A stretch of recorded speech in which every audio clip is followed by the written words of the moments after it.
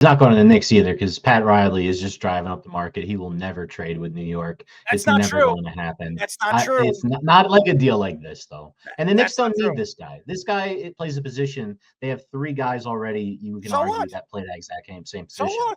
They need a shooting guy off the bench. They need Jimmy a Butler center. can't They don't need shoot. another wing. Jimmy He's Butler's not one of the a best shooters in sharpshooter. the playoffs. He's one of the best Well, shooters look, in the playoffs. he's a 2-point shooter more than a 3-point shooter. Oh, stop it. And No, he's not. No, he's not.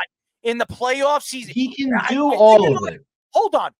In the last 3 seasons, not last year because he was hurt, the last 3 seasons before that, I think he was almost a 40% 3-point shooter in the playoffs. That, to me, is what the Knicks need. If you could get Jimmy Butler for McBride and Mitchell Robinson, you don't make that trade, then you could bring in a veterans minimum player. You can get somebody out off the market, off a waiver wire.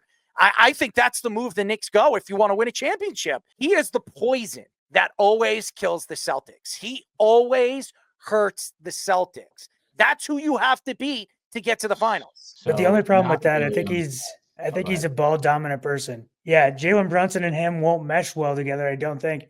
I think the Knicks will look into doing it because it's a big splash, and the Knicks fans will be like, oh, here we go. But in the playoffs, he likes to have the ball in his hands.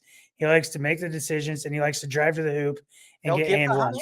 They'll give the hot hand. It's the Julius Randle problem. He's better than Julius Randle, but it's the same problem. Don't even put it's them in the same conversation. Look, he's a lot better. Julius Randle was like a high usage rate guy. Stop. It's not about their game. It's about the fact that they are ball dominant guys, and it didn't work as well when they had that. It doesn't matter. There's only one ball on the court. You can't have a guy that needs the ball in his hands. So you say he's a ball dominant player. You look at the Celtics last year. You're going to tell me Jason Tatum hasn't been a ball dominant player? Jaylen Brown was the best player on the court in the finals. You play with the hot hand. Whoever's scoring, you give it to the hot player. That's basketball. And by the way, it's something that Tom Thibodeau has not done and only started doing last year.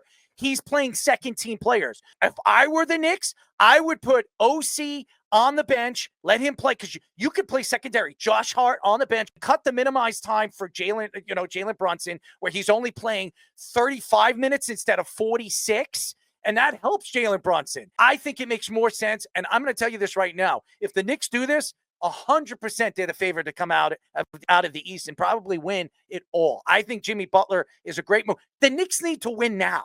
This is their chance. They have a window of 3 years. After that, the window's closed. Jalen Brunson signed a 4-year deal, right? If the Knicks don't win in 3 years, what do you think Jalen Brunson's going to do?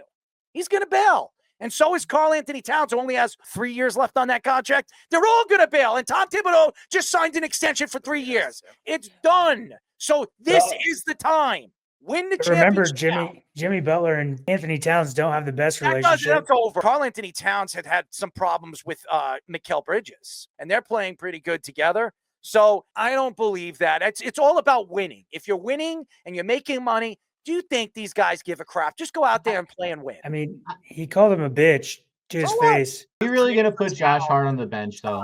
Josh Hart will come off the bench. He's still a good overall player. You play the hot hand. Before he started for the Knicks, he was a seventh man off the bench. Yeah.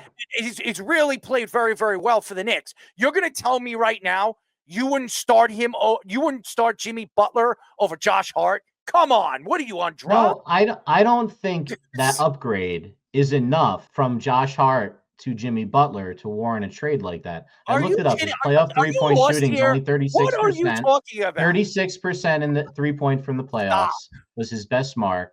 He had 34% the year before in 20 games. Let's go to Jimmy Butler. Go to Jimmy Butler's playoff. Josh Hart's probably getting traded with that trade. I want a two-guard. I want a two-guard that can shoot.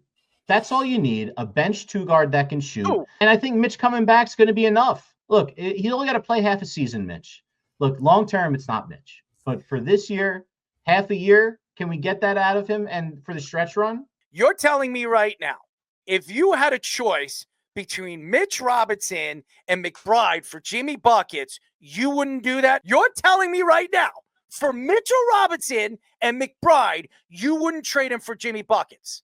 Is he going to play center? The NBA becomes a half-court game in the playoffs. That's what it becomes. Like, you need to be able to match up. Dude, he's a great defender. You have OC and him as they're top defenders. What are you talking about? These guys are the best in the league. What are you nuts? Wemby will go like this. They don't even have to worry about Wemby. Wemby's in the Western Conference.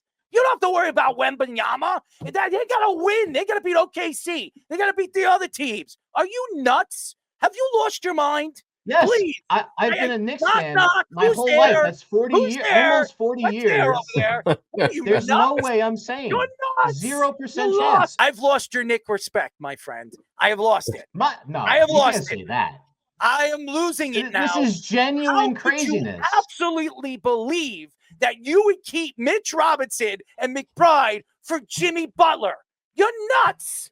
That is First nuts. off, there's no way they would get him for that. I think. By the way, they're going to get him for but- less. They could get him for less because I don't think anybody's going to take on that craziness. Says Pat that Riley the is Heat saying would that he have to is. receive another $29 million in the trade for it to work financially. Really? So they How? have to have some kind of trade exception or a third McBride's team. making $13 The million. salaries. Mitch Robinson's making what?